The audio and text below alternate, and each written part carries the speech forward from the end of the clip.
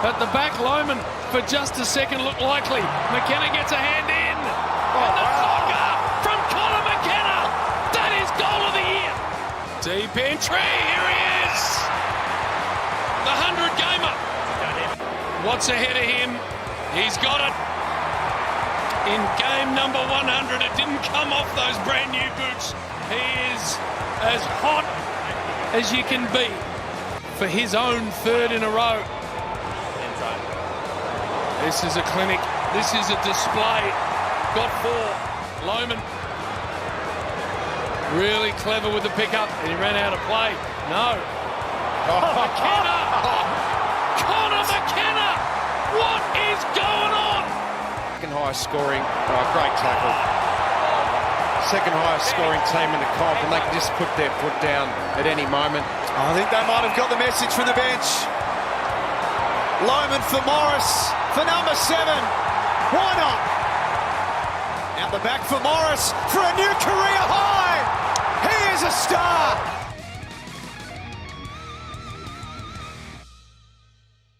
It is the Brisbane Lions / West Coast Eagles fan cast back for another week, and what a week of football it has been now. You're getting this in your feeds a little bit later than normal. The primary reason for that one is we're actually recording on a Monday night this week.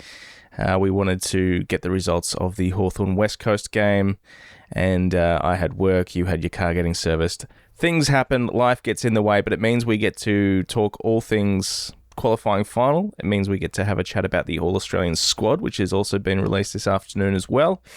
And it is all thanks to Hop On Brewery Tours, Crisp Marketing, and EB by Hiker, which was the home of the watch party for the Collingwood game on Friday night. And a massive shout out to the team at EB by Hiker, Phil, Maddie, the rest of the team there put on such a fantastic night. And a big shout out to everyone that came down and watched the game and got involved on Friday night as well. Danielle, Ross, Jackson, Craig, and the crews they all brought. It was a really fun night. It was good to meet some people and watch a pretty big win in the end, despite the fact that we did take the foot off the pedal for about 10-15 minutes in the last quarter there.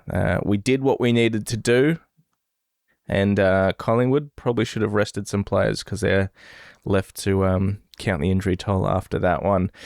Pat, we find ourselves finishing third after the home and away season. We're going to be taking on Sydney on the 5th of September at the SCG, 3:15. We will have a brief chat about that game a little bit later on, but we will probably save most of that for next week. As we all know, there's a bit going on in the world of the Sydney Swans, so we're going to leave that for as long as we can. We finished third, which is what we were aiming to do, Pat. Yeah, well, I tell you what, I've been a big advocate of finishing fourth, having a crack at Freo and seeing what would happen. But I tell you what, between Sunday night and about Tuesday, finishing third became quite a tasty treat, I might say. It became quite desirable, didn't it? It did, for reasons that I don't really want to go into here at all. And nor do we have to, being the Brisbane Lions fan cast, nor do we have to. No, we don't. And it will follow a repeated pattern of me being quite annoyed by these types of things, both, although different, but the Brisbane issues over the years I've not been too chuffed about. So, yes, I'm more not chuffed. Yeah, and rightly so. Yeah. Let's chat about our football club. As I said, great night at EB by Hiker. We got to watch the footy on the big screen, enjoy a few drinks and some food. And we got to watch our team do a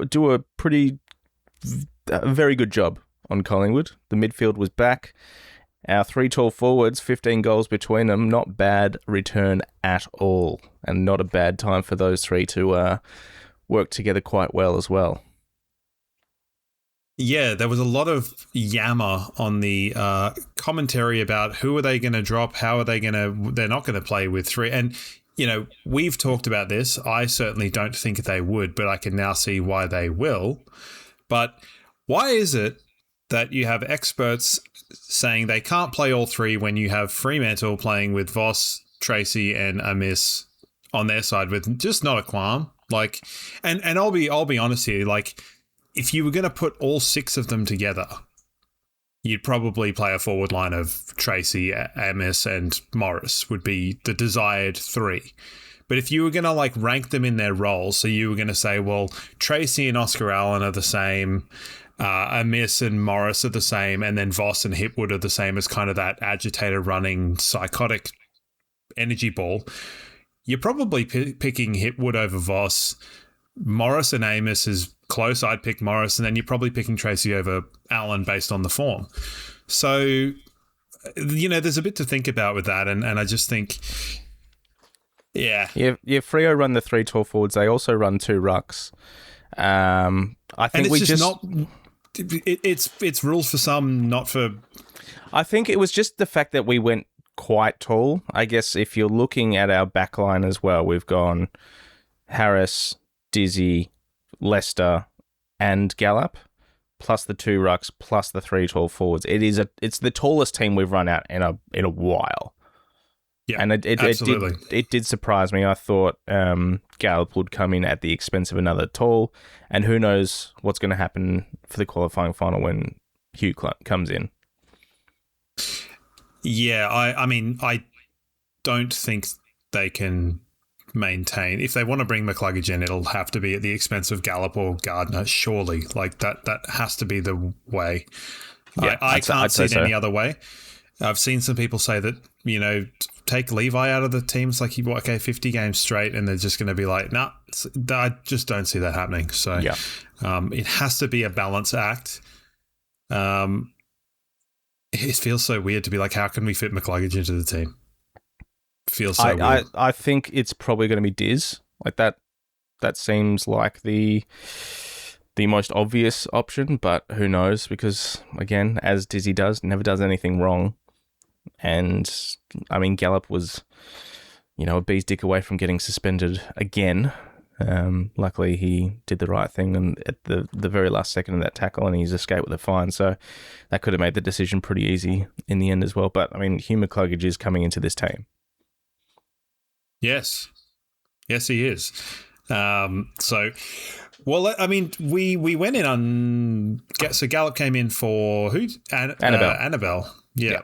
Which is, it was a decision that was made. I mean, Annabelle's time will come.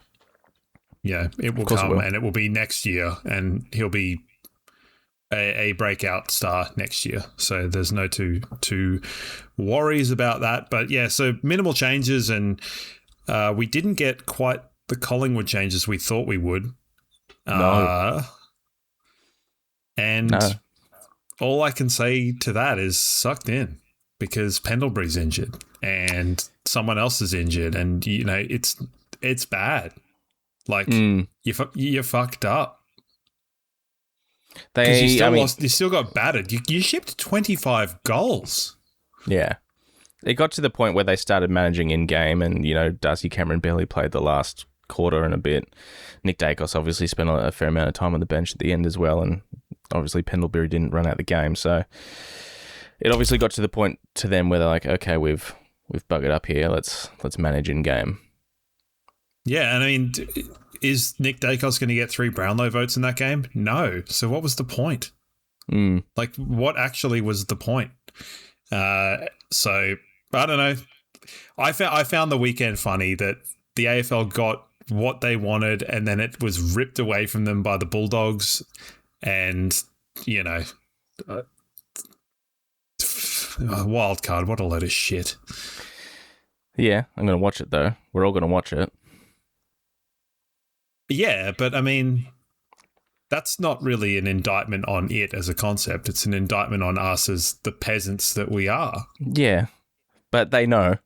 They know that we are the shit-munching peasants that we are, and they know that we're going to watch it, and we are. I am. So here's your money. Well done. Yeah. Well, do I like the idea of it? Obviously not, but I'm still going to watch it. I wish that it wasn't like... I get it. Josh Fraser's done a really good job, but he didn't bring a team from the brink into finals in every year ever that's been played except for this one. Like, he's done a very good job. He has. but he's taken a team to wildcard. He didn't finish in the top 8. So, I don't know. We belted Collingwood. Yeah. Belted them. It started off pretty cagey, a bit back and forward. I can't really remember the game. It was a while ago, so I'm going to look at the score and reminisce so you can talk for a little bit. It's the biggest score that Craig McRae's let through. And we were doing a very good job at keeping them to a really low score. Sort of, it looked like we are going to keep them to sort of 50 or 60. And then, as I said, we took the foot off the pedal for a 10, 15-minute period and let them kick 6 in a row, which was very frustrating. It was clearly frustrating for Chris Fagan. Clearly frustrating for him. And once we sort of figured that out, we're like, okay, hold on. There's still third position to fight for here. We need some percentage if we're wanting to hold on to this. We righted the ship. We ended up winning the last quarter by 2 goals, I think. But, that period in the middle there was pretty annoying. I must admit, I did expect a phone call from Evie by Hiker at that moment, like in between goals 4 and 6 in the last quarter, just because my ears would have been steaming. I think I messaged my mum and just said, "This is so stupid. Like, this is unbelievably stupid." We didn't cover ourselves in glory in that sense. Funnily enough, on the Collingwood experience that we went on Thursday night. Yeah, what a time that was. A lovely group of people. It was like being at the pub talking to just people at the bar. It was wild. We did say that sometimes when a run gets on us, we can't do much about it. We can't force that secondary stoppage. And it was strange because it was McStay in the ruck with McCreary, no Dacos. It was a schmozzle of a centre clearance and we just couldn't get the ball. So I think if you're going to review the game, you review that period and just say, don't do this and point to it. Don't do that. 100%. Don't do that. And we're not going to even worry about celebrating the good bits, except maybe that McKenna goal. But which one? I mean, the outside of the right foot. Yeah. Like two of them were absolutely ridiculous, but that was off its head. One I think is one that only he can kick. The snap that was albeit really good, but I think that players can do that, whereas I think only him can do the other one. I think the thing about the snap was he did not look at the goals at all. He got the ball, looked at the ball, and then just whacked it on the boot, facing away from the goal, and it was perfect. Like, it had the perfect curl, the perfect velocity, the perfect height. It was just textbook. And he didn't look at the goals for a second. As a striker's finish. The thing that's the most impressive about that is he kicked it over the goalpost padding. And if it had gone not higher than the padding, it would have hit the post. Which is mental. Mental.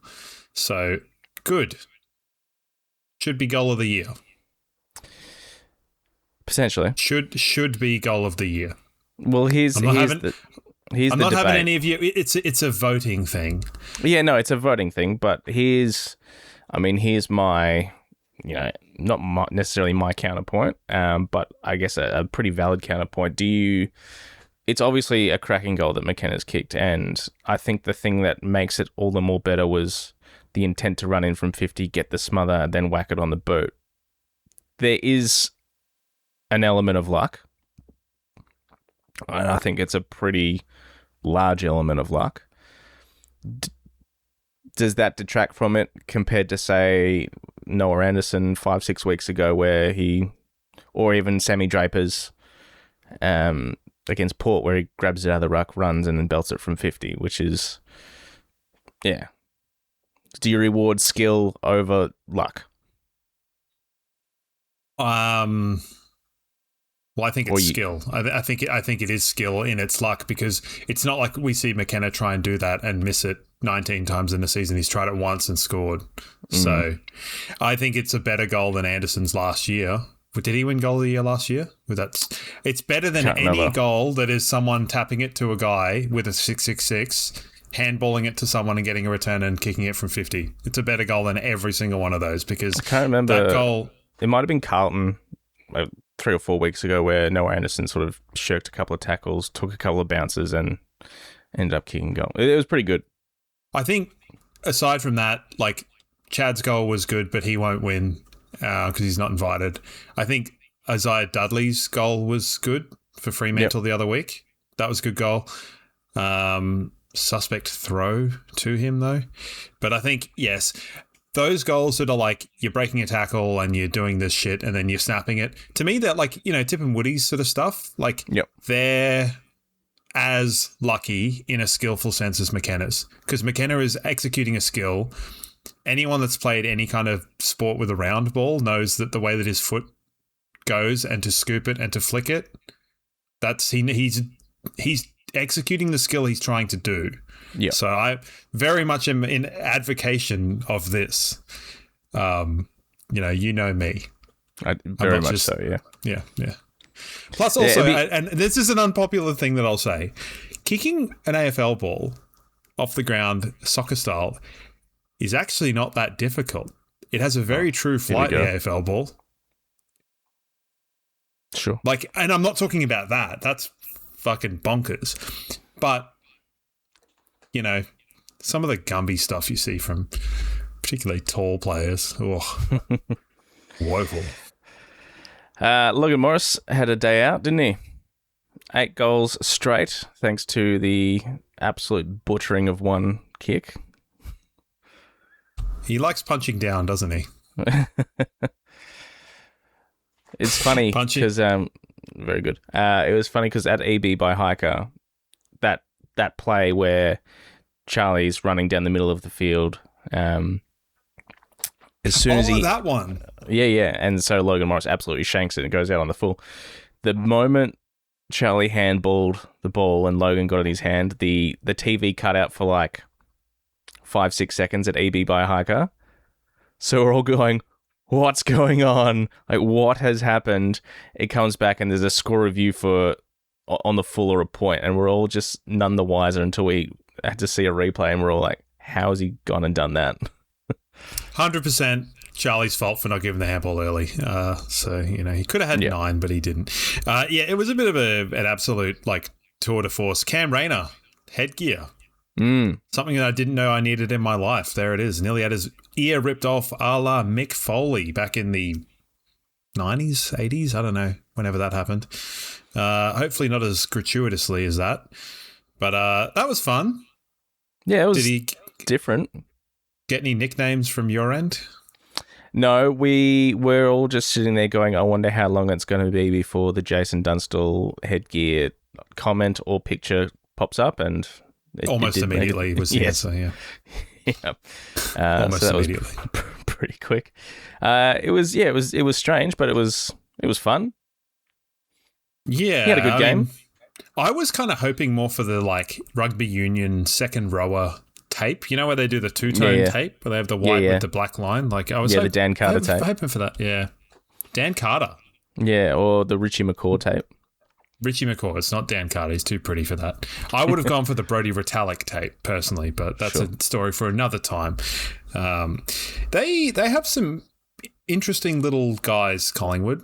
Like, I don't know how much we really care to talk about this, but I feel like the talent is there, but it's, not quite there, which is why they got belted pretty handily. Yeah, that Angus Anderson chimed in with a few good moments. West obviously had a role on Harris, and Harris was actually pretty quiet across the night. Like, he wasn't a dominant force like he has been, so I thought he had a pretty good game. Rowan Steele does some nice little things. Swaddling, fun name to say, seems pretty good. Yeah, he was good. And then also they had, I think, was it Ed Allen that was going with Will? Yeah, he did all right. You didn't quite get your tip of the Ashcrofts getting, or the... It was Will and Nick Dacos to get 65 plus between them. Didn't get that. No. I didn't get mine too in fantasy. For anyone listening, I tipped us to win, and because all of the Collingwood people were very mean to Eric Hipwood, I tipped Hipwood to kick 4 And he should have. Because, not that I care to bring it up, but his miss led to the 6 goals by Collingwood.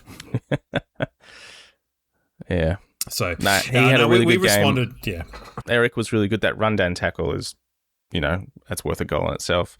Oscar Allen, 4 goals, 4 sneaky goals. So he's hitting form at the right time. And it just worked, those 3. It did. And I think with some of the other better teams around, that probably will work in finals. So Charlie Cameron kicked 2 goals. He's now kicked 2 goals in 20 games. Yep. Which is pretty unbelievable. And yeah, good. McKenna was great. The backline were okay. It's basically everyone was kind of okay. And the forwards were awesome. So this was kind of one of those games where you get the classic Casio calculator out and go, how many goals for this guy, how many goals? And that's the score you get. So it finally happened, everybody. Everyone kicked the amount of goals they're supposed to kick, with the exception of Lohman. But no biggie. Yep. Yeah. Do we want to do some votes and move on? Yeah, I suppose so. It's just it's a hard game to quantify when there's 40 goals, you've kicked 25, you've won by 63, and it got kind of uncomfortable in the last quarter. Yeah. Is that the full Brisbane Lions experience in a nutshell? I suppose so. And not uncomfortable because you thought, oh, here they go. They're going to make up 70 points in a quarter of footy, but it's just like there is something bigger on the line here that we need to consider. So every Brisbane Lions fan was writing it. Every Hawthorn fan, I'm sure, was writing those Collingwood goals as well. So, yeah. All right, let's get into some votes for Hop on Brewery Tours. Hop on brewerytours.com.au. Don't forget, book yourself a half or a full day tour. Father's Day coming up. Either a gift voucher or a tour booked for Dad would be absolutely amazing, I would have thought. So, hop on brewerytours.com.au for all your Father's Day gifts and great experiences. All right, for me, Morris, for 3. McKenna 2, Hipwood 1. Will, unlucky. Dunkley, unlucky. Neil, very unlucky, but you're not playing for us next year, so you forfeit your right for votes. Neil can fuck off at this point in time. I thought Fletcher was good. The rucks were both pretty good. Wilmot was really good in the first half. Like his first half was when it mattered. Yeah, it was really amazing. So he's very stiff to miss out as well. But I thought, don't worry, he got 1 million votes earlier on in the year, so it's fine. You can just multiply those votes by 2, man. That's what I had. Same thing. Yeah, okay. Which is funny because I said votes were easy, you said votes were hard, and we came to the same conclusion. I thought Neil obviously probably definitely deserved one. I mean, Will probably could have snuck one. I thought Wilmot was probably the most unlucky, to be fair. Do you know who doesn't get a vote? Fox Footy for showing Neil smooching with his new girlfriend in the rooms after the game. Just don't show that. Not great. Yeah, poor form. Also, poor form by him having her in the rooms. I don't know. He's yeah, it's getting to the point now where it's sort of like, okay, I'm happy for you to leave now. Just you're making things awkward. As I said on Thursday night, there's some people that will just look like they've always belonged there, and I think once he gets into a Collingwood strip, he'll look like he's always belonged in that thing. Yeah, he can fit in alongside Jake Stringer, apparently. Yeah, nice. Good choice of words, too. Anyway, good luck to him. Whatever, just do your job for us this year and then you do whatever you like. Not our circus, not our monkeys anymore after that. All right, where do you want to go from here? Do you want to talk about last night's game, West Coast Hawthorn? Because I'm sure a lot of Lions fans would have sat back and watched that one nervously. What I will say is thank God for Tim Kelly and Elliot Yeo deciding that they were actually going to play the game properly. I don't really like Tim Kelly. I think he's soft as a bag of confetti. Sure, that works. And Elliot Yeo's obviously not really done much in a while, but they both decided to actually put their head over the ball and do things. Not great things, just things. And that's what was kind of needed at that point in time. But holy shit, that was the worst game of football I've ever seen. It was so bad. Every facet of it was awful. Yep. Hawthorn at some point in time had kicked fucking like 14-4, but 3 were touched. So they'd kicked 17-1 in the rain. Yep. And like the Eagles couldn't, like, they didn't have the ball. They couldn't take a mark. Shanahan can't catch the ball anymore. The guy with the nose tape, he grew into the game and was good. They had a guy like number 5 who just ran around after people the whole game. I had no idea who he was. Like, it was horrendous, and I hated every moment of it. The bar was so low. It's like, come on, West Coast, we're not asking you to win. We're not even asking you to be good. We're barely asking you to be competitive. Just don't be dog shit. And we'll even have rain bucket down to help you not be dog shit. And but the thing is that the rain arguably didn't even, like, it made it worse for them and easier for Hawthorn because, the Watson, the Wizard, just, he doesn't have to bend over to pick the ball up. He can just, like, the rain made it easier for Hawthorn. It was kind of, oh man, I can't even quantify this game. Like, I can't. It was so bad. The umpiring was so bad.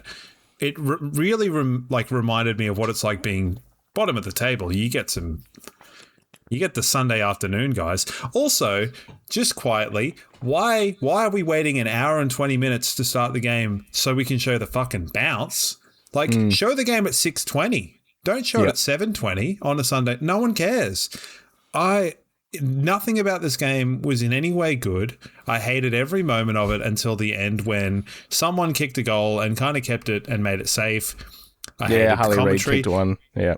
Yeah, I hated the commentary. I hated everything about it. I hated the fact that all of their annoying players were doing annoying things, Hawthorn, and were getting away with it. Your mate Hardwick flaring up at other... Like, dude, you're flaring up at West Coast who are halfway to Bali in this game. Like, just calm the fuck down. Sicily, the Wizard was just pulling Starcevich every which way. Oh, it was so bad and I hated it and I never want to watch a West Coast game again.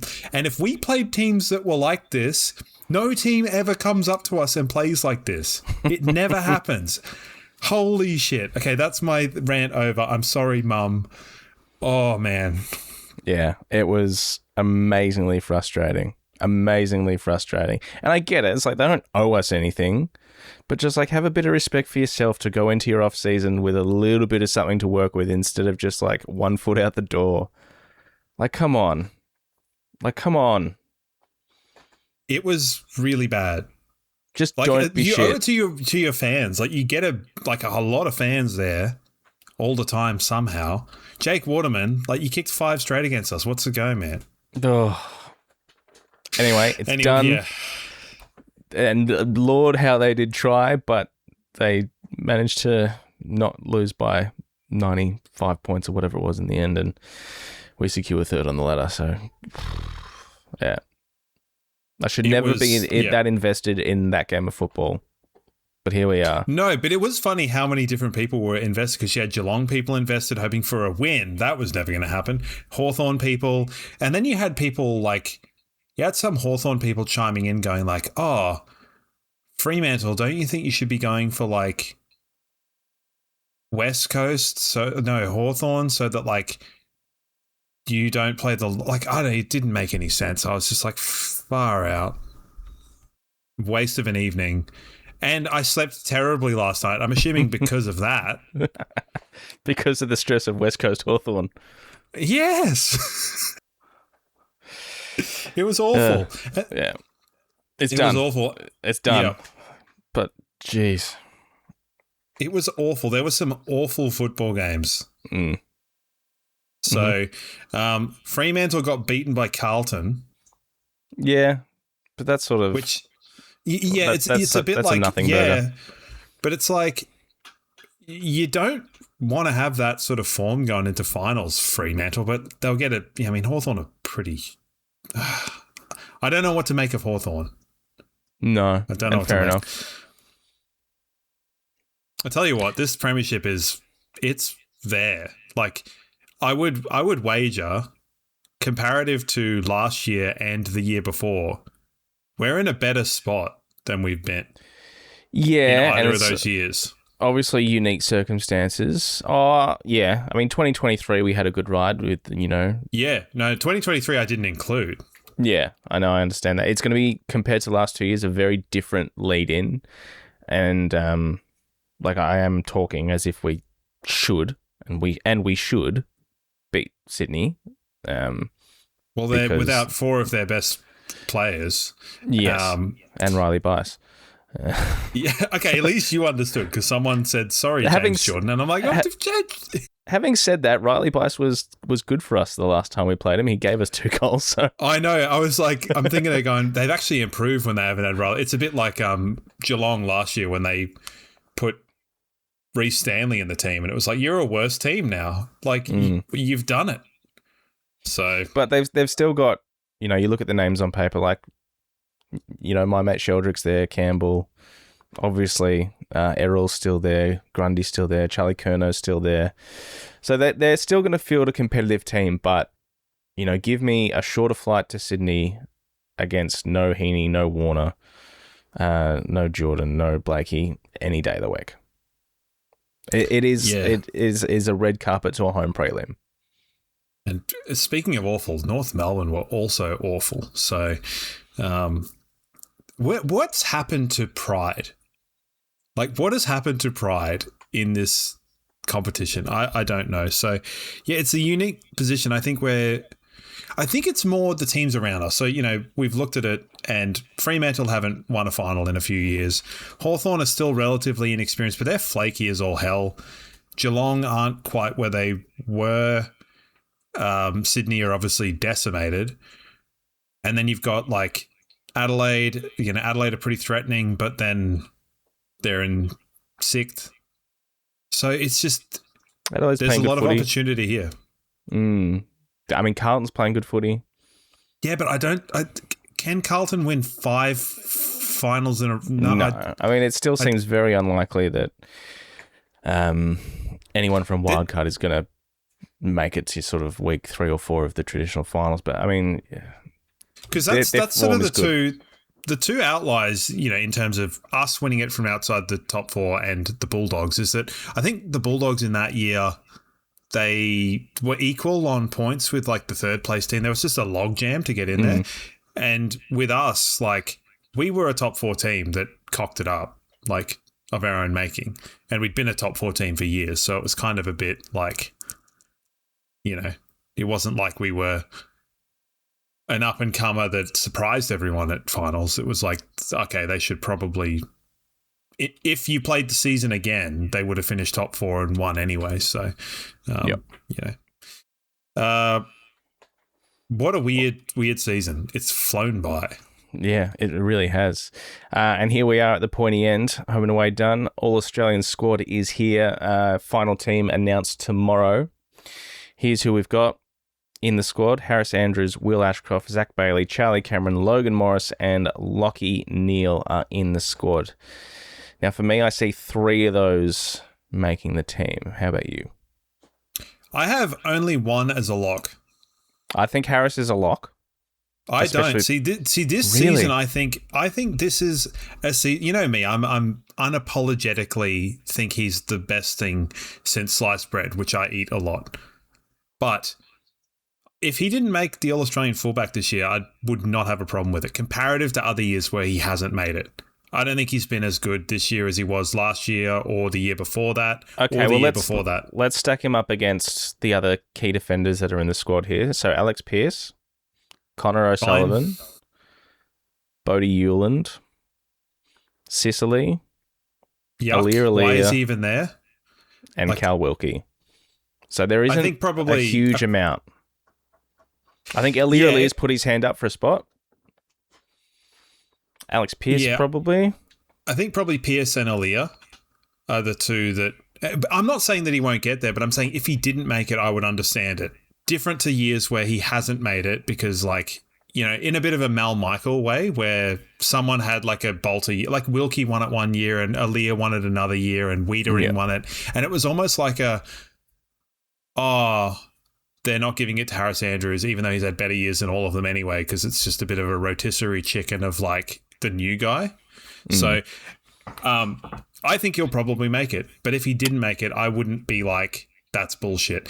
In a way, Darcy Wilmot is not in the fucking squad. That to me is insane. Probably, that is so insane because you look at the other halfbacks and go, you've got Malira, Impey, Josh Dacos. Who else is there? Sort of. Josh Dacos. And maybe it's just that McKenna has humbled all of these people. Lockie Ash will probably make the team there. But I think your halfbacks are Lockie Ash and Jarman Impey, to be fair. Yeah. And they might stick Naz there because they run out of spots in the middle. But it's like, honestly, Miller is. Are you picking any of those guys in your team ahead of Wilmot? I understand that we've got blinders on. Lockie Ash has had a good year. He's had a really good year. That's not what I asked. I said, are you picking him in your team ahead of Darcy Wilmot? No, I'm not. But there's a lot more to Darcy Wilmot than, you know.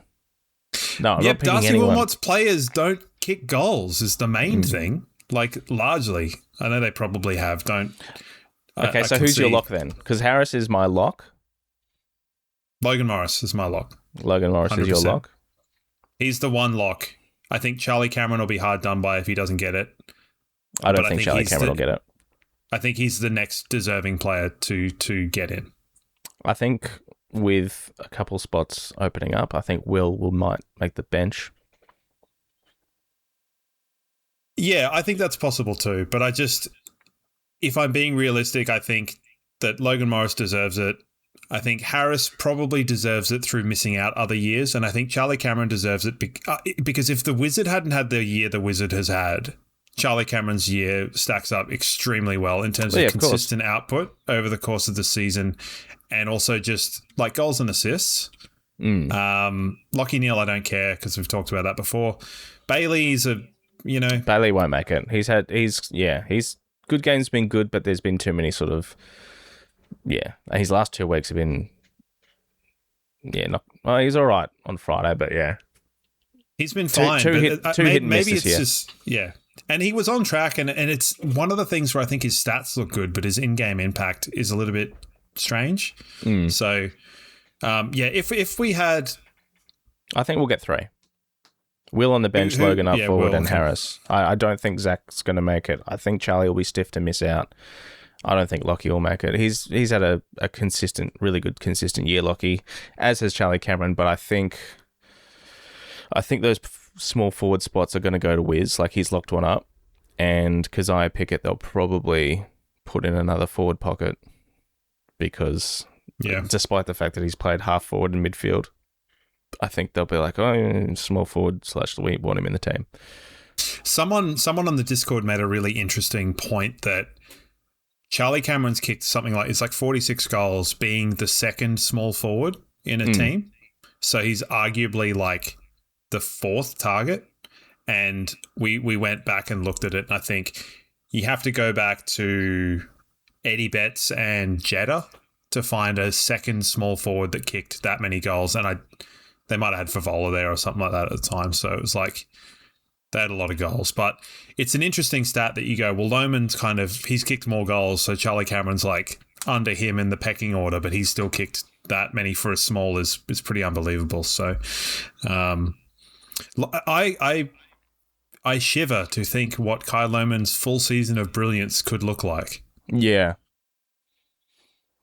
Because he was slow to get out of the gates coming back from injuries, and then he just had that 8 weeks where he just lit it up. His last 2 weeks have been not poor, but he's come back. He's been getting a bit more attention. Yeah, I think. But yeah, that's my thought. I think we could have 4, we could have 2, and I think we will definitely have 1. There's no way that you can't have Logan Morris in that team. And thank goodness. And I think Logan Morris would have been in the squad anyway. But wait until the last round to see who's good. So, idiots. Absolute idiots. The AFL, absolute idiots. All right, well, let's have a quick look at tipping. Thanks to EB by Hiker. And don't forget, I don't know if they're going to be putting something on for the Sydney game at this point. I will get information across to everyone via our socials. Even when I do find that out, I won't be able to attend regardless. My last game, the Maruka game, is that day, and it's going to be a bit of a stretch. Hold on, so they put local footy to put on the same time as the Lions game? Well, the local footy's fixture was done beforehand, so... Yeah, but just don't go. Come on, mate, I've made a commitment to the team. Dude, I left work early before the prelim. It wasn't supposed to. Look, if it was a prelim, different story. And I think my game will finish basically as the siren's going. I'll probably go to the clubhouse and we'll all watch it there. Doesn't matter. I got 7. Missed out on St Kilda and Melbourne. Yeah, I got 6 because I tipped North Melbourne spitefully. I also tipped St Kilda by 99, I'll have you know, and that didn't go well for me. I do remember that, actually. Our last weekly winner for the year that's won themselves 300 waypoints. Jordan S., username Smithford, got 7 as well. The most anyone got was 7, and he got the margin on the nose. So well done, Jordan. Get in touch. So fantastic. Quick look at the W tipping. Did all right there. I got 7 there, so that's good. Just glossing over the fact that you tipped against your team, so that's good. Keeping in form. It's North Melbourne, mate. Haven't lost a game in 3 years. Hard to tip against them. I'll be tipping the girls this week because they played North as good as anyone has played them and still fell 2 goals short. So I was watching something else and I'm like, I'm going to flip over to the girls and see what happens. And within 1 second, North Melbourne kicked a goal and I was like, I'm getting out of here. I'm clearly bad luck. So it was a good game, actually. It was a good game. As I said, they played them as well as they could. The pressure was up the whole game. Probably just didn't make enough of the consistent forward inside 50s in the first quarter as they could have. Spent a lot of time in our forward 50, just couldn't get on the scoreboard. North gets it down there, scores a goal and a point, and really pushed in the third quarter. Done in red time, I heard, in the first couple quarters. So yeah, but good signs. Ali Anderson, Courtney Hodder, and Dax Davidson to come back into that team. So we'll be ready for them next time. So we'll see. But good showing from the girls, that's for sure. No VFL to talk about because that's done. So as far as changes, it is just going to be the one Hugh McCluggage in, somebody out. D Gardner probably. Yeah, I think so. D Gardner or D Ford? No, I can't see us going to a 1 ruck, particularly given that Draper's played more games this year than he's ever played in a season. He's self-confessed to be running out of fuel in the tank or something like that. I can't remember what he said in his interview. He said he's pretty knackered and looking forward to the week off. So, yeah. I think Gardner is so proven and to just be like, shit, something's gone wrong. Put him in, and he's fine. Yep. Yeah, definitely. You need players like that. He understands that. He's played in finals. He's missed finals because of things like that. Let's say it was a situation where he was in the team and Jack Payne was, in and out of fitness like he has been in previous years. We pick Jack Payne. It's just how it happened sometimes. So it's a shame, but you've got to do what you've got to do to win the premiership. And also the first final is not the grand final, so a lot can change. Yeah, absolutely. Jack Payne is going to be an interesting one next year as well. He's going to have to fight hard and try and earn his spot. That's for sure. Yes. Looking to the future, though, because Jack Payne's not super old. Nah, he'd be 23, 24 maybe. Yeah. Maybe But, 25 at the oldest. I mean, how are you feeling with the idea of a Harris Andrews, Jack Payne, Ty Gallop 3 years down the track for defensive key defense line? Like that's I feel pretty good about that. Yeah, I feel pretty good about that for sure. They could basically bench press the earth. So he's 26 actually. Jeez. Okay, so he's a bit older than I thought. There you go. He just gets back to fitness quicker. That's the key to being old or something. Bruce Reville is going to be very, very unlucky to not make it back into this team. Again, though, an opportunity may open up, but jeez. He is, and let's not remind everyone of what happened last year regarding my hair, but it was a long shot for him to win a premiership last year, and he did.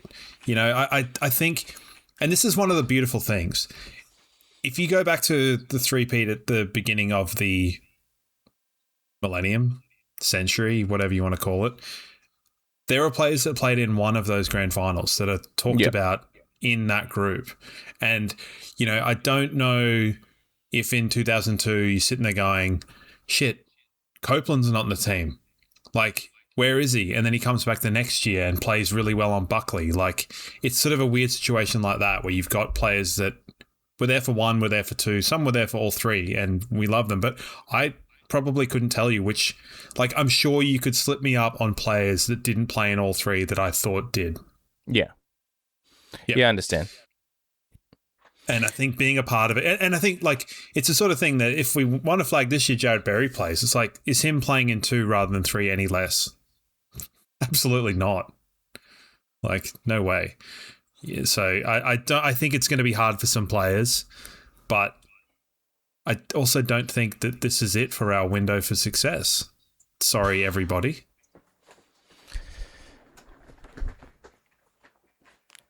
Yeah, I can't tell if you're basking it.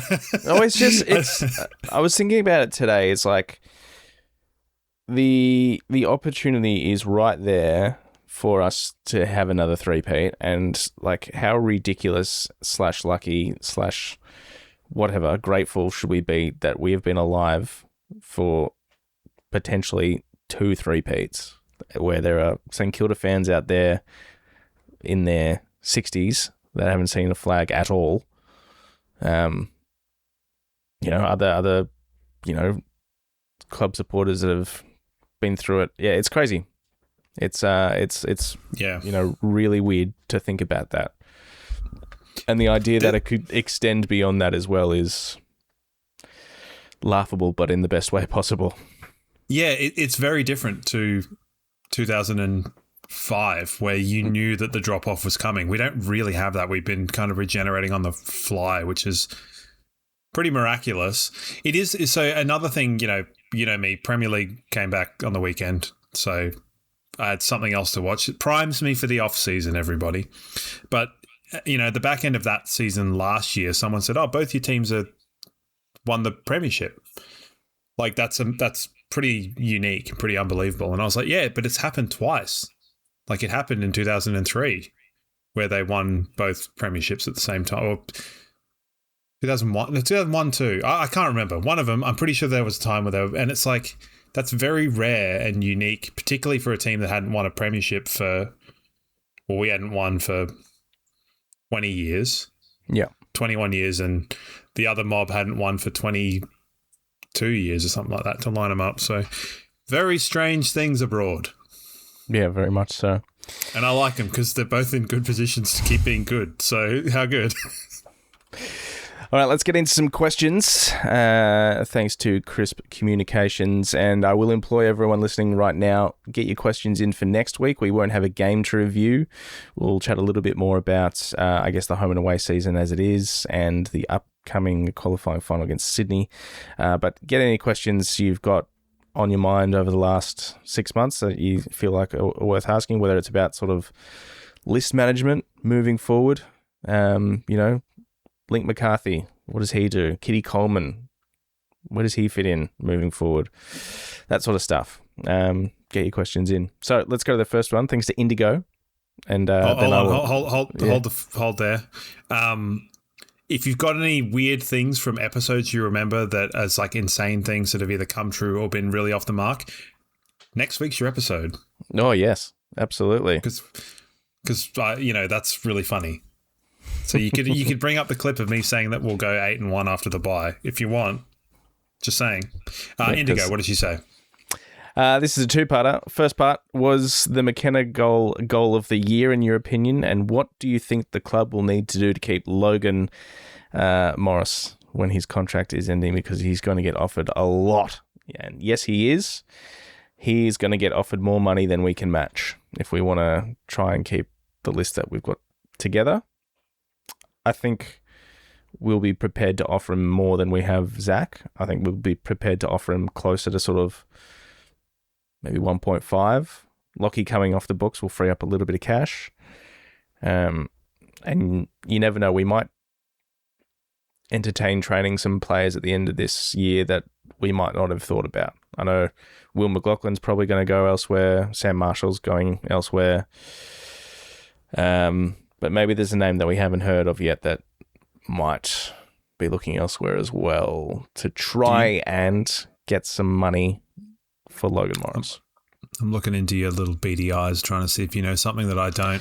I don't know anything. I just think that if the club wants to keep Logan Morris, we're going to have to say, hey, look, we've given you your opportunity. You've won flags with us. You know, every other club overlooked you. You've got a real chance here to make this club your own. Be our guy. We can't offer you as much money as Tassie or probably any other club that is going to throw stupid like $2 million at him. That he'll be earning $2 million if he wants to. Is there anything in the fact that if he went to Tasmania, you could at least him. I don't want to speak for him. Tasmania technically didn't pass him up. Yeah, that's true. Uniquely, they're the only club that didn't snub him. So if he went to Tasmania, I would understand the funniness of it, but at the same time, it's like, I'm not going to do a Sicily and talk ill about Tasmania because I'm going to talk well about them on principle. I'm sure it's a great place, but wouldn't you just want to keep winning? Yeah. I mean, yes, but it doesn't work like that. Like Logan Morris is the sort of player that if he puts himself in good teams, he will kick over 1,000 goals in his career. Like, he will. It'll happen.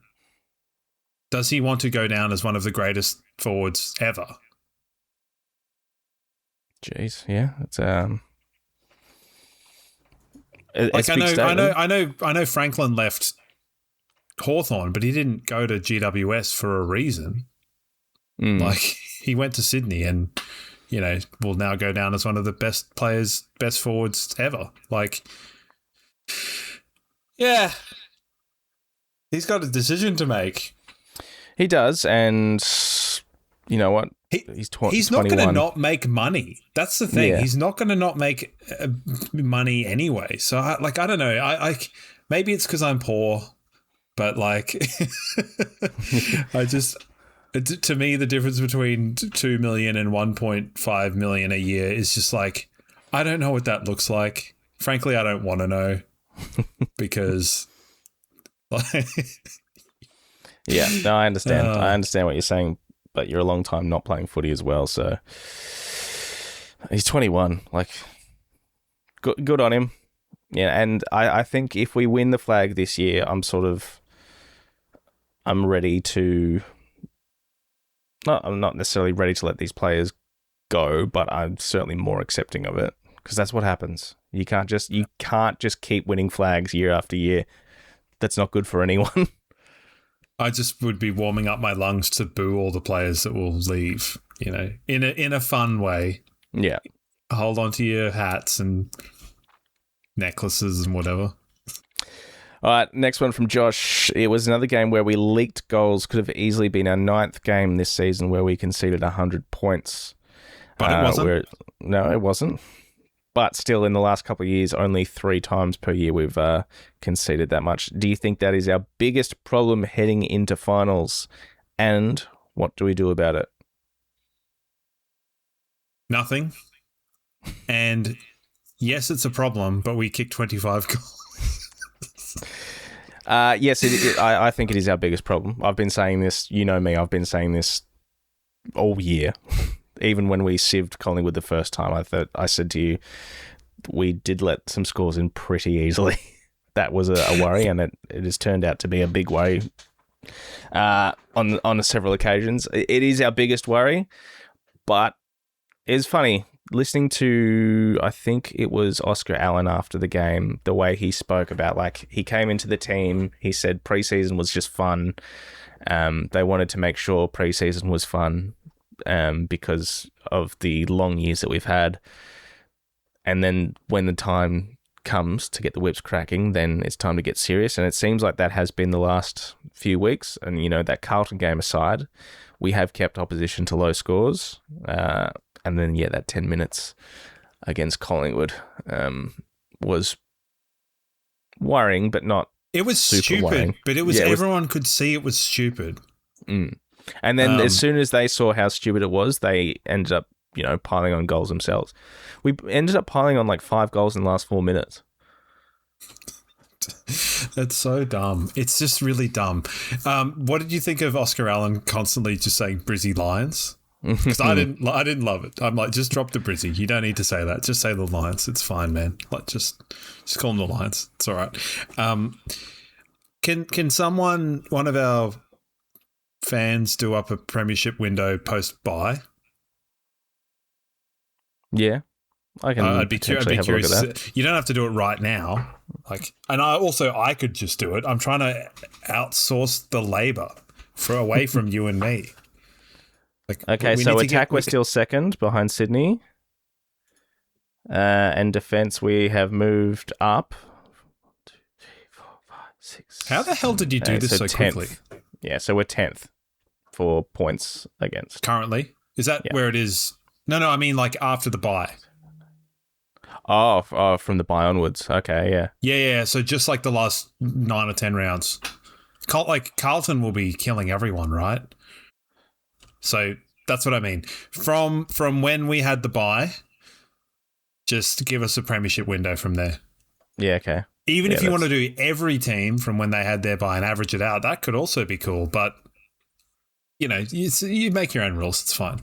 Just curious because I think that the season is now getting longer and we're in the situation where we have to sort of treat our quite long, arduous seasons as one giant Ouroboros, and you can't really be like, well, sorry guys, but you're not in the premiership window. Like, who gives a shit? Well, honestly, some people do. Yeah, I mean, it's Gary Lyon, and how many premierships did he win? 0. Hoyne cares. Kingy cares. Yeah, I mean, Kingy wasn't really instrumental in winning any premierships, but that's all right. And Hoyne is your mate and not mine. Don't ever say that again. I'll let you throw mud at me about David King because I like Fireball, and that's fine. But don't you ever accuse me of being mates with Daniel Hoyne. Well, we you would have been empathetic with David King the last week. You know, barely had a voice. Yeah, hard to understand. Did you write to him and say, look, if you've got strep, these are the things to do? No, but I did actually get a piece of advice. Actually, I think it was from Ross that said, next time I've got strep or a sore throat, is the kids' Nurofen, which comes in liquid form. Just sort of do that instead. Quite soothing on the throat. So I will try that next time. It's just to gargle sedative drugs. That's sound advice. I think sure. Most people would want to do that if they were not feeling well. Don't do that, kids. We will chat Sydney next week, and we may or may not have less or more to talk about when it comes to that. But suffice to say is it's the desired result we were looking for, was that game against Sydney, because they've been through it. And much like when we took on the Gold Coast last year in the finals, I said there was a fair case to be made that they cashed in all their emotional beans against Freo. I feel like Sydney may have done that against North over the weekend as well. Yes. Crowd for that game, interesting statistically. They got 30,000. Worth noting, their previous game, which was a while ago, at 3:15 on a Sunday, 42,000. So I would read into that. I don't know. It's one of those ones. I think it's one of those ones, like, people are going to feel differently regardless. Like, you're going to want to support your club and the players that are representing your club the best that they can on and off the field. And there will be a whole bunch of people that just want to support the women. There'll be a bunch of other people that don't want to support that establishment at all. And I don't think there's a right or a wrong thing to do for Sydney fans there. You got to feel how you got to feel. One thing I can't remember who wrote it, and it could have been Damien Barrett, which is going to be a horrible thing. But this whole situation and the Bloods culture, like, the Bloods culture has been pretty awful for a while. The Bloods culture, to me, as an observer, is them cocking up grand finals. So Yeah, it's not as if it was like a castle and the castle's fallen down. It was like stilts and it's been pushed. So I don't know. And plus also the no dickhead policy. If you're looking around at that team going, there's no dickheads here, maybe it's because they're all dickheads. Papley, Maybe. come on.